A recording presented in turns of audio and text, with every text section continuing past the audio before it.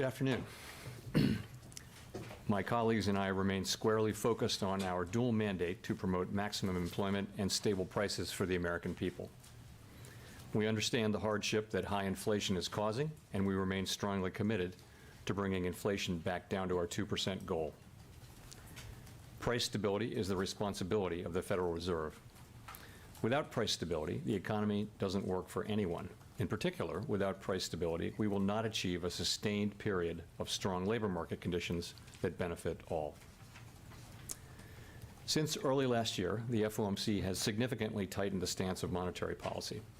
Today, we took another step by raising our policy interest rate a 1/4 percentage point, and we are continuing to reduce our securities holdings at a brisk pace. We've covered a lot of ground, and the full effects of our tightening have yet to be felt. Looking ahead, we will continue to take a data-dependent approach in determining the extent of additional policy firming that may be appropriate. I'll have more to say about monetary policy after briefly reviewing economic developments. Recent indicators suggest that economic activity has been expanding at a moderate pace. Growth in consumer spending appears to have slowed from earlier in the year. Although activity in the housing sector has picked up somewhat, it remains well below levels of a year ago, largely reflecting higher mortgage rates. And higher interest rates and slower output growth also appear to be weighing on business fixed investment. The labor market remains very tight. Over the past 3 months, job gains averaged 244,000 jobs per month, a pace below that seen earlier in the year, but still a strong pace. The unemployment rate remains low at 3.6%. There are some continuing signs that supply and demand in the labor market are coming into better balance. The labor force participation rate has moved up since last year, particularly for individuals aged 25 to 54 years. Nominal wage growth has shown some signs of easing, and job vacancies have declined so far this year. While the jobs to workers gap has narrowed, labor demand still substantially exceeds the supply of available workers. Inflation remains well above our longer run goal of 2%. Over the 12 months ending in May, total PCE prices rose 3.8%. Excluding the volatile food and energy categories, core PCE prices rose 4.6%. In June, the 12-month change in the Consumer Price Index, or CPI, came in at 3.0%, and the change in the core CPI was 4.8%. Inflation has moderated somewhat since the middle of last year. Nonetheless, the process of getting inflation back down to 2% has a long way to go. Despite elevated inflation, longer-term inflation expectations appear to remain well anchored, as reflected in a broad range of surveys of households, businesses, and forecasters, as well as measures from financial markets. The Fed's monetary policy actions are guided by our mandate to promote maximum employment and stable prices for the American people.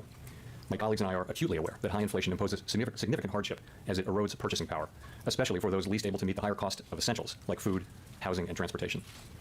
We're highly attentive to the risks that high inflation poses to both sides of our mandate, and we are strongly committed to returning to inflation to our 2% objective.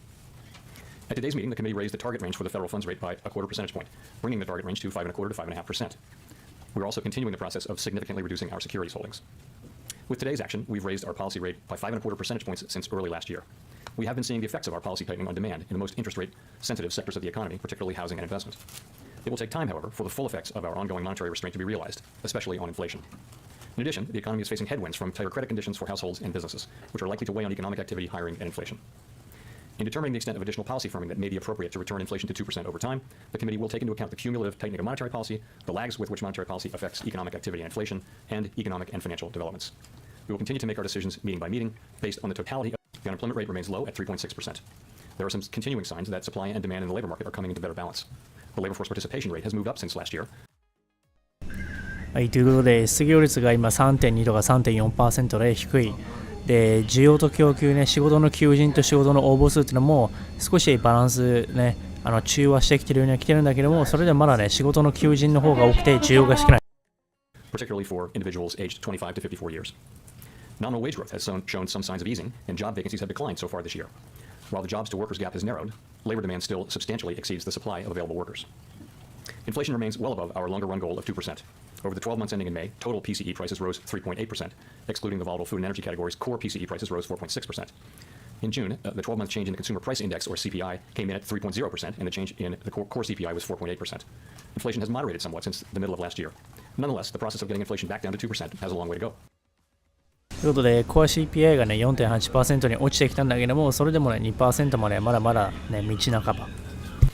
Despite elevated inflation, longer-term inflation expectations appear to remain well anchored, as reflected in a broad range of surveys of households, businesses, and forecasters, as well as measures from financial markets. The Fed's monetary policy actions are guided by our mandate to promote maximum employment and stable prices for the American people. My colleagues and I are acutely aware that high inflation imposes significant hardship as it erodes purchasing power, especially for those least able to meet the higher cost of essentials like food, housing, and transportation. We're highly attentive to the risks that high inflation poses to both sides of our mandate, and we are strongly committed to returning to inflation to our 2% objective. At today's meeting, the committee raised the target range for the federal funds rate by a 1/4 percentage point, bringing the target range to 5.25% to 5.5%. We're also continuing the process of significantly reducing our securities holdings. With today's action, we've raised our policy rate by 5.25 percentage points since early last year. We have been seeing the effects of our policy tightening on demand in the most interest rate sensitive sectors of the economy, particularly housing and investment. 利上げをしたことで非常に敏感になっている住宅とかの、影響っていうのがまだそこまで、ね、見えてきてないとタイムラグがあるよねと。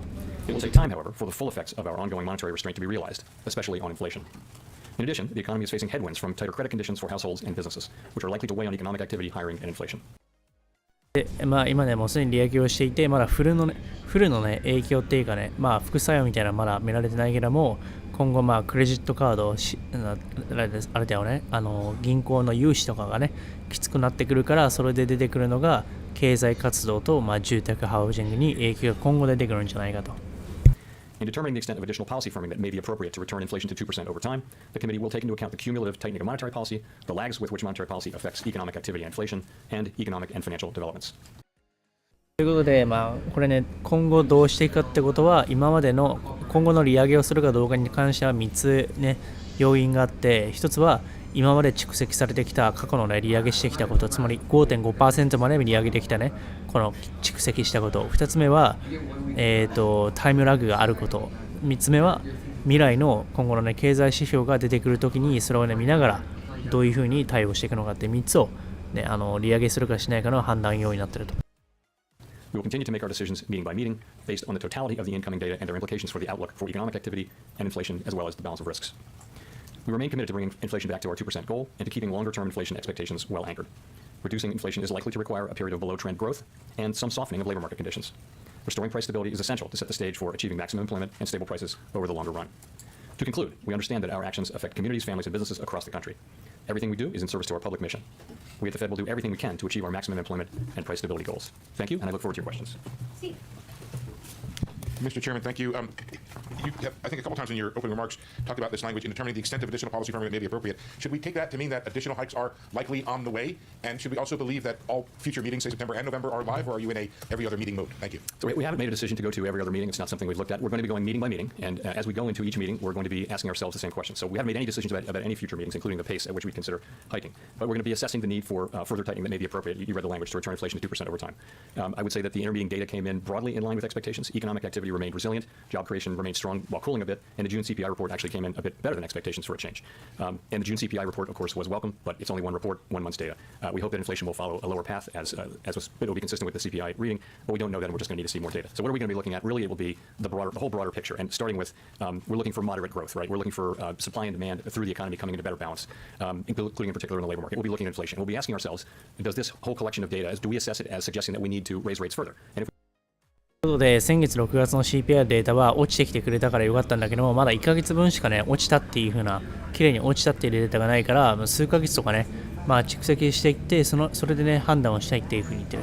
we make that conclusion, then we will go ahead and raise rates. So that's how we're thinking about the next meeting, and how we're thinking about meetings going forward potentially. But we're now mainly thinking about the next meeting. I will also say, since we're talking about it, between now and the September meeting, we get 2 more job reports, 2 more CPI reports. I think we have an ECI report coming later this week, which is Employment Compensation Index, and lots of data on economic activity. All of that information is going to inform our decision as we go into that meeting. I would say it is certainly possible that we would raise funds again at the September meeting if the data warranted, and I would also say it's possible that we would choose to hold steady at that meeting.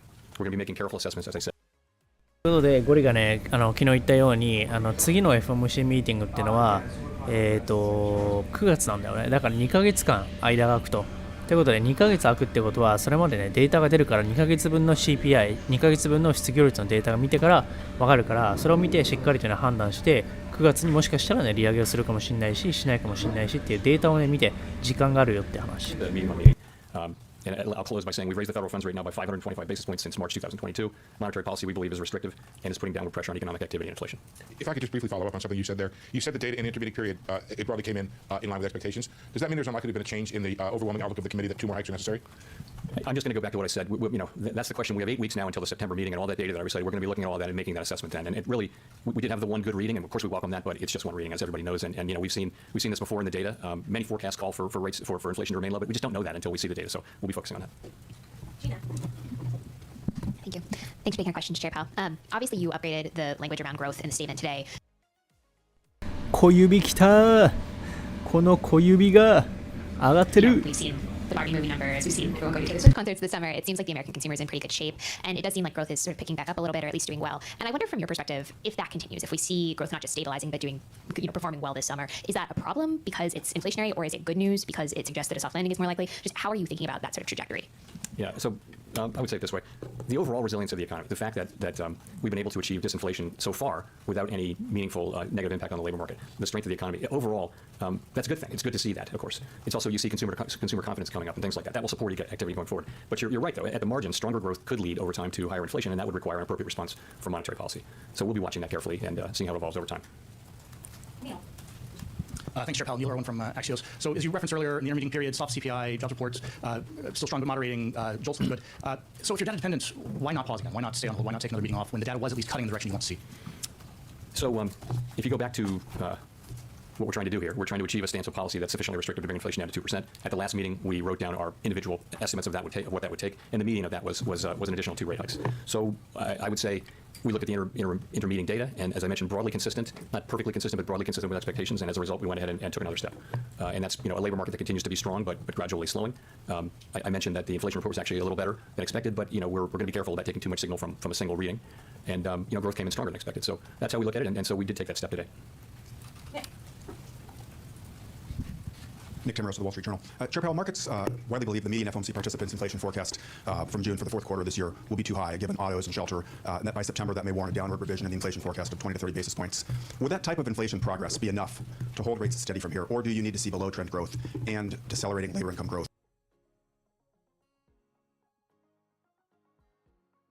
to be convinced that you've done enough? So it's hard to pick the pieces apart and say, how much of this and how much of that. We'll be looking at everything. And, of course, we'll be looking to see whether the signal from June CPI is replicated or the opposite of replicated, or whether it's somewhere in the middle. We'll be looking at the growth data. We'll be looking at the labor market data very closely, of course, and making an overall judgment about that. It's the totality of the data, I think, but with a particular focus on making progress on inflation.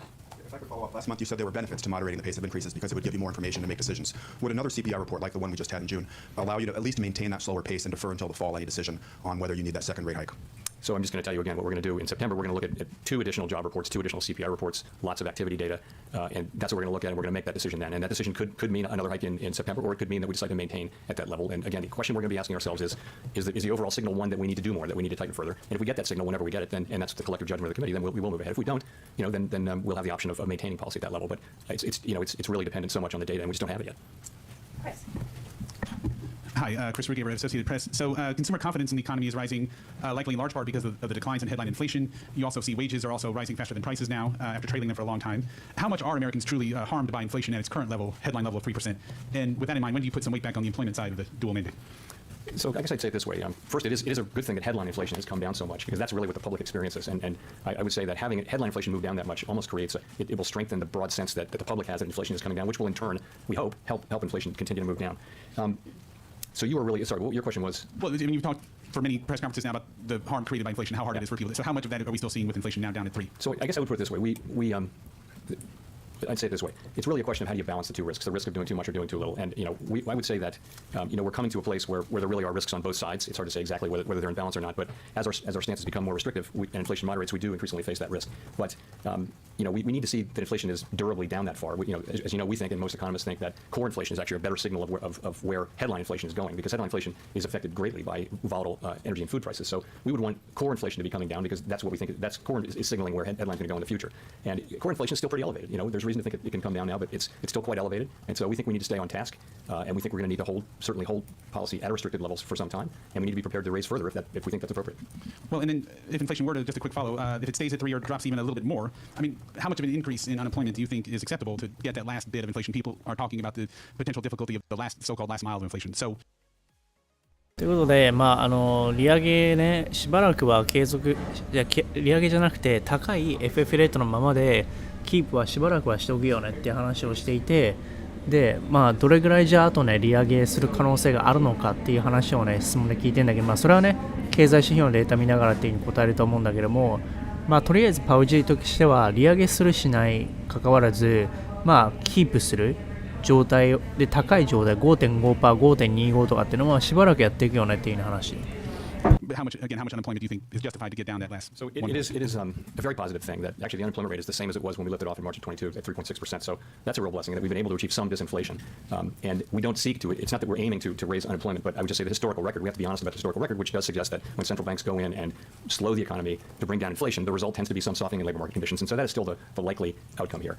And we hope that that's as little as possible. We have to be honest that that is the likely outcome. The worst outcome for everyone, of course, would be not to deal with inflation now, not get it done. Whatever the short-term social costs of getting inflation under control, the longer-term social costs of failing to do so are greater, and the historical record is very, very clear on that. If you go through a period where inflation expectations are not anchored, inflation is volatile, it interferes with people's lives and with economic activity, and that's the thing we really need to avoid and will avoid. ということで、パウ G は今短期と長期の、ね、メリットデメリットがあるって言ってて、でいい状態っていうのは、理想っていうのは少しね、レイバーマーケットがソフトになって、つまり失業率がちょっと上がってインフレが落ちる、これはベストケースなんだけども、ベストじゃないワーストケースっていうのは、インフレが全く落ちない、つまり雇用が強くて、つまり雇用がね、ある程度失業率が上がってこずにインフレがずっと退治されないのが非常に悪いということを言ってる。At this point, you say the policy is restrictive, but all year long we have seen growth surprise to the upside, unemployment to the downside, and inflation lately to the downside. So I'm wondering, by definition, should you be restrictive enough right now under these conditions? Do you think you might need to do more? Because I'm curious about what you see as inflation dynamics now. Is the economy still moving in a direction where it creates more inflation? People talk about base effects and higher energy costs, and now we have some large labor settlements. Or is the economy disinflating, and you're able to go back to the old Fed policy of opportunistic disinflation?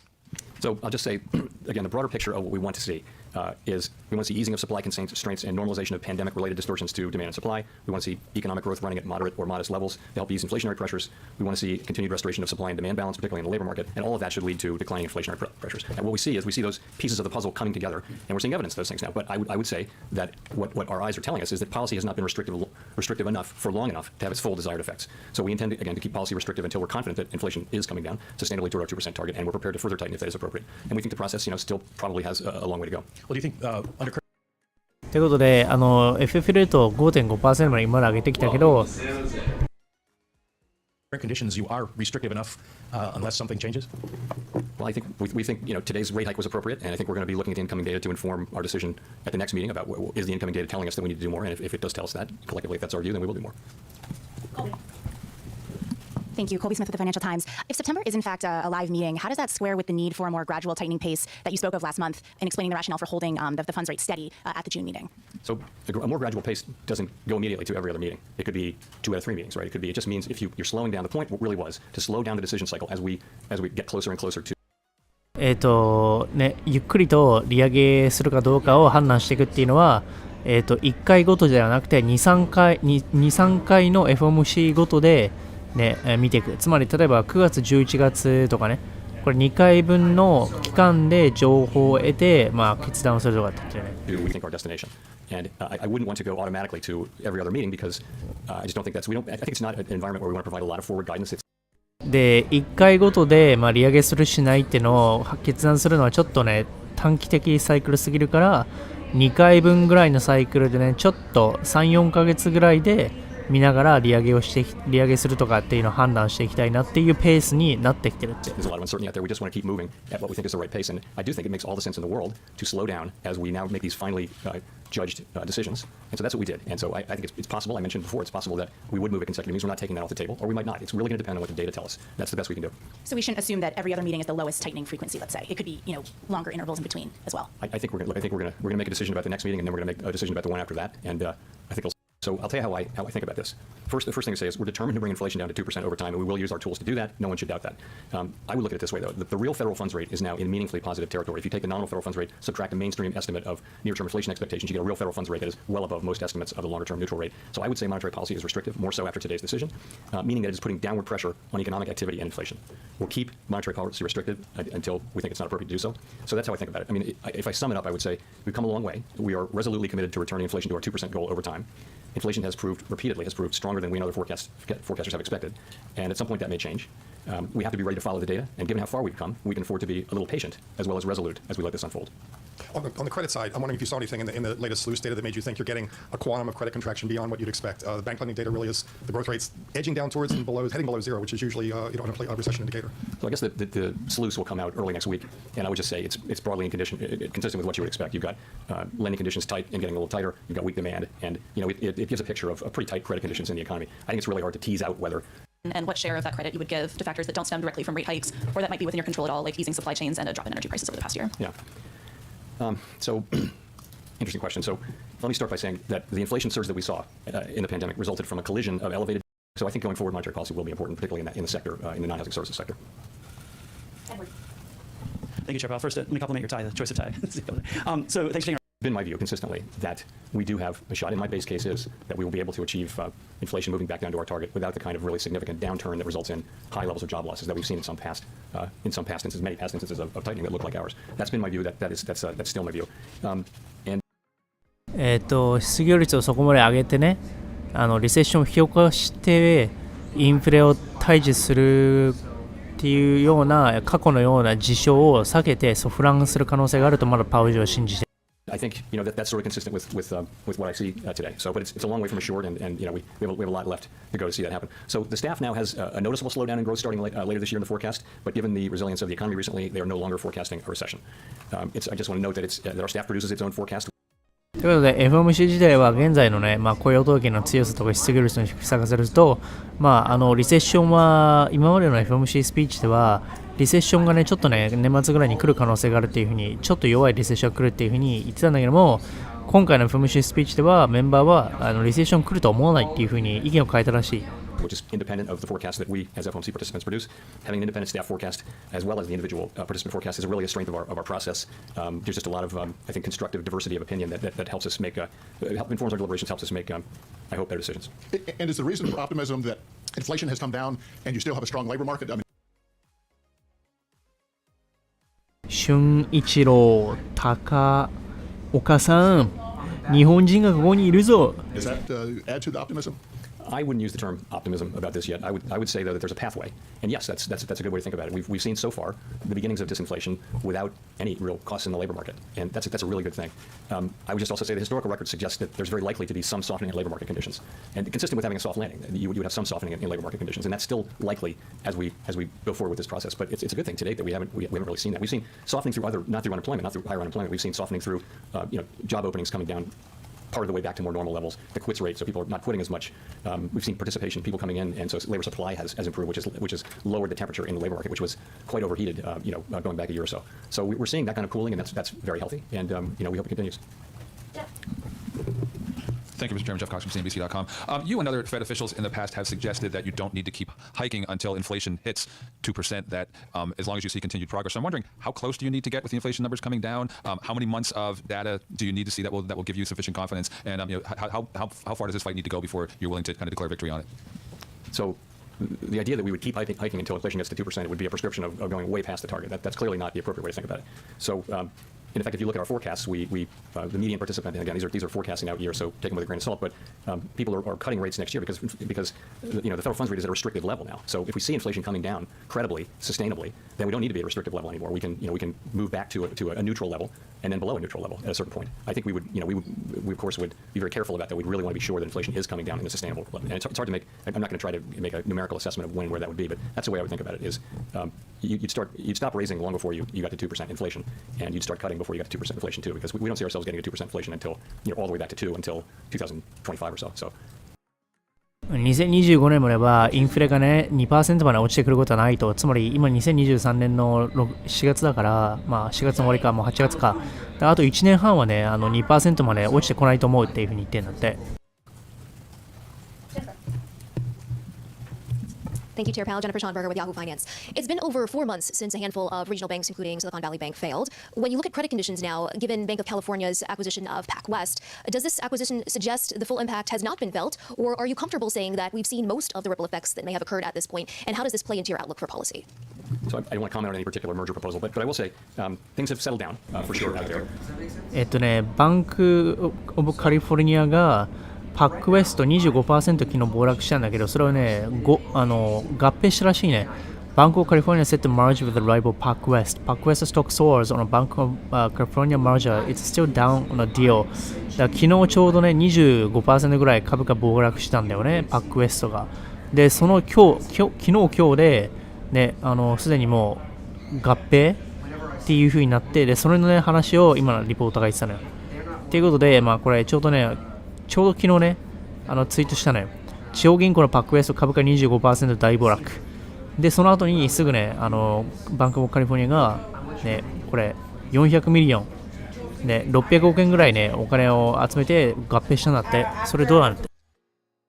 Deposit flows have stabilized, capital and liquidity remain strong. Aggregate bank lending was stable quarter over quarter and is up significantly year over year. Banking sector profits generally are coming in strong this quarter, and overall the banking system remains strong and resilient. Of course, we're still watching, the situation carefully and monitoring the conditions in the banking sector. In terms of the actual effect on, if you think of a particular set of banks that were affected because of their size and business model and things like that were more affected by the turmoil in March than others, it's very hard, as I mentioned, it's very hard to sort of tease out the effects on this very large economy of ours from them tightening. They may be tightening a little bit more, probably are, than other banks. The SLUS has been telling us for more than a year that banking conditions are tightening. That process is ongoing, and that will restrain economic growth. So I think we have to take a step back from. I can't separate those anymore. I think basically we're just looking at the overall picture, which is one of tightening credit conditions, and that's going to restrain economic activity. It is restraining economic activity. So that's how I would look at it. And how is that informing your outlook for setting policy? So I think that is an expected result of tightening interest rate policy. Is that bank credit conditions, bank lending conditions would tighten as well. And so the question is it more effective this time because of what happened in May? I just don't think we know that. I think we're looking at the current data in GDP, and we're seeing strong spending. We're seeing a strong economy, and it's made us confident that we can go ahead and raise interest rates now for the third time since the March events. で、まあ、今年ね、3回目の利上げをしたんだけども、まあ、GDP が強いことも見て、経済的にね、強い状況が出てきてるから、自信を持ってね、ハードランディングもなく、利上げすることをね、決められたっていうふうにパウジは言ってる。It seems like the economy is weathering this well, but of course we're watching it carefully and expect to continue to do that. Hi, Chair Powell. Thanks for taking our questions. Megan Casella with Barron's. I wondered on wages if you were at all concerned about any inflationary impact of wages now outpacing inflation, which is likely contributing to the boost in consumer sentiment and the continued strength of the consumer that we've been seeing. Well, wages 賃金インフレ、これ、懸念してませんかって。in excess of inflation means real wages are positive. Again, that's a great thing. Of course, we want that. We want people to have real wages, but we want wages to be going up at a level that's consistent with 2% inflation over time. As I mentioned, nominal wages have been coming down gradually, and that's what we want to see. We expect to see more of that. That's just more of what's consistent over a longer period of time. We don't really think that wages were an important cause of inflation in the first year or so of the outbreak, but I would say that wages are probably an important issue going forward. Labor market conditions broadly are going to be an important part of getting inflation back down, and that's why we think we need some further softening of labor market conditions. で、今ね、賃金インフレが起きてるけども、これ自体がもともとね、インフレのね、要因だったっていうね、根本的な要因だったわけじゃないと、サプライチェーンとかがインフレを引き起こしたと。で、今後じゃあインフレを対峙するのは何かっていうと、その賃金インフレを落とすとかそういうことではなくて、失業率ね、レイバーマーケットをソフトにする。つまり、ちょっと失業率落ちて上がってきてくれないと、インフレ対峙できないから、賃金インフレ上がってるのは、まあこれは最後ら辺だからね、あんま関係ないかもねとか言ってる。This goes sort of to the balance of risks question, but you mentioned at the start how you're keeping an eye on consumer activity and whether there might be some sort of a rebound there. And I'm curious what the Fed's explanation would be to families if further interest rate hikes start to hit the labor market, start to drive that sentiment back down. What's the message there of why you continue to keep rates elevated or to raise them? Well, we have a job assigned to us by Congress to get inflation under control, and we think the single most important thing we can do to benefit those very families, especially families at the lower end of the income spectrum, is to get inflation sustainably under control and restore price stability. We think that is the most important thing we can do now, and we're determined to do that. And I would just point out that the people who are the most hurt by inflation right away are people who are on a low fixed income, who, when you're talking about travel or transportation costs, heating costs, clothing, food, things like that. Those, if you're just making it through each month on your paycheck and prices go up, you're in trouble right away. Even middle class people have some resources and can absorb inflation. People in the lower income spectrum have a harder time doing that. So we need to get this done. And the record is clear that if we take too long or if we don't succeed, that the pain will only be greater. So that's how I would explain what we're doing. Thank you, Chair Powell. Simon Rabinovich with The Economist.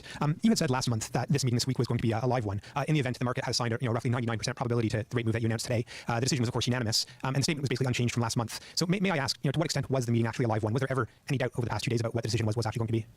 Well, I mean, で、今回ね、全員一致で FF レートを 0.25% 上げれたんだけど、この2日間の FOMC ミーティングで誰かね、一応全員一致で、ね、利上げするってなったけども、その途中の議論で、なんかちょっとね、この疑心暗鬼みたいなそういうことあったのかって。Was there doubt? Look, I would say there's a range of views on the committee, and when you see the minutes in 3 weeks, you'll see that. There's a range of views about what we should do at this meeting and what we should do at the next meeting, and it's a process that we go through. Many times when we go into a meeting, the decision is not, fundamentally in doubt. Nonetheless, we have the meeting, and some clunkier can be a little. Hi, Chair Powell. Nancy Marshall-Genzer with Marketplace. Russia has pulled out of an agreement allowing shipments of grain safe passage, so you don't think it would have a big effect on Fed policy at this point? You wouldn't say so looking at what we know now. Thanks very much. はい、ということで、今回ね、FF レートを 0.25% 利上げをして、5% になったということです。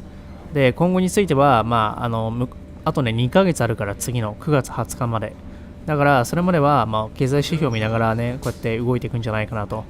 で、その後で、まだ次はね、2、3ヶ月後ぐらいだから、12月とか。だから利上げがあるとしたら、今年あるとしたら、あと1回ぐらいだと思うんだよね。利上げするかどうかの、判断する期間のペースを3ヶ月か4ヶ月ぐらいで、判断したいみたいな、そういう風になってきてるから、毎月でね、こう明日、じゃあ来月やる、来月止めるとか、そういうペースではないっていう風にパージは言ってたからね。ということで、今日のね、米株マーケット見てみたいなと思うんだけども、特にだよね。てかむしろ SP500 上がってるね。US オイルが、US オイル上がってきた。いい感じやん。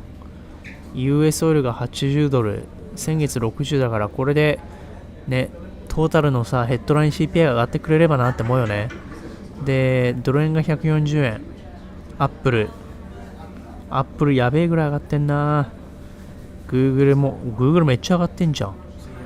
Google 下がったのにすんげえ。なんだこれ。ギャップ分けやべえな、これ。これ何%や？ここからここで 6% も上がってんだよ。なんで？なんかあったの今日 Google。Google の決算が良かったわけか。そっか。GAFA の決算だもんね。マイクロソフトは落ちてんだ。なんでだろうね。決算が悪いとかそういうことじゃないでしょ。なんで真逆なんだろう。マイクロソフト決算良かったのに、マイクロソフトの決算昨日だよね。良かったのになんでマイクロソフト落ちるんだろうね。Google が上がってマイクロソフトが落ちる。よくわからん。Amazon も落ちてるし、でも Google はなんでこんなバカ上げしてんだこれ。メタよくわからん。テスラ265落ちてる。もう一回上がってくれないのかな。エンビディア。そんな感じでビットコインです。ビットコインは29,000のところで変わらずだけどもね。ただ、今日も話したけどね、1回29,000のところでサポートラインがあるから、そこで1回止まって上がっていくんじゃないのかなっていう可能性があるっていうのも話したよね。はい。ありがとう、スマッシュありがとう。いや、ゴリさ、今さ、どっからさ、ライブしてると思うみんな。これ、ライブするためにね、みんなね、空港からだよ、空港から。空港到着してレイオーバー中っていうのかな。乗り継ぎの途中でだよ。俺やってんのよ、みんなのために。だからお賽銭代頼むよ、今。大会に向けて、今週末の大会に向けてね、やってるんだよ、今。だからそれのためにみんなね、スマッチョ、お賽銭の方よろしくお願いいたします。それではね、次のフライトがあるから、みんなあばよ、バイバイ。